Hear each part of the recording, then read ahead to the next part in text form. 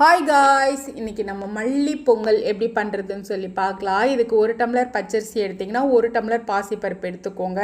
எடுத்துகிட்டு அதை நல்லா வாஷ் பண்ணி ஒரு 1/2 அன் ஹவர் தண்ணியில் ஊற வச்சுக்கோங்க. ஊற வச்சுட்டு ஒரு மிக்சி ஜாரில் கொத்தமல்லி இலை கைப்பிடி நிறையா போட்டுக்கோங்க.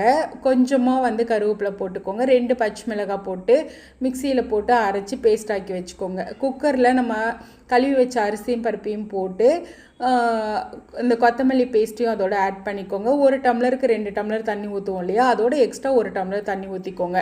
உப்பு கொஞ்சம் போட்டுட்டு அதை 4 விசில் விட்டு எடுத்துட்டு அதை நல்லா கிளறி விட்டுக்கோங்க.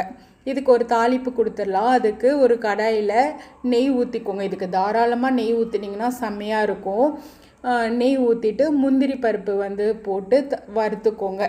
நல்லா அது கோல்டன் கலர் வந்ததுக்கப்புறம் அதில் இஞ்சி குட்டி குட்டியாக நறுக்குனதை போட்டுக்கோங்க.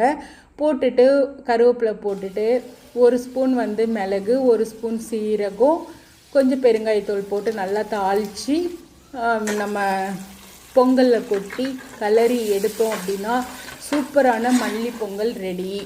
நீங்கள் கண்டிப்பாக ட்ரை பண்ணி பாருங்கள். கைஸ், இந்த பொங்கலுக்கு அப்படியே சாம்பார் சட்னி அதோட வச்சு எடுத்து சாப்பிட்டீங்கன்னா சூப்பராக இருக்கும். ட்ரை பண்ணி பாருங்கள்.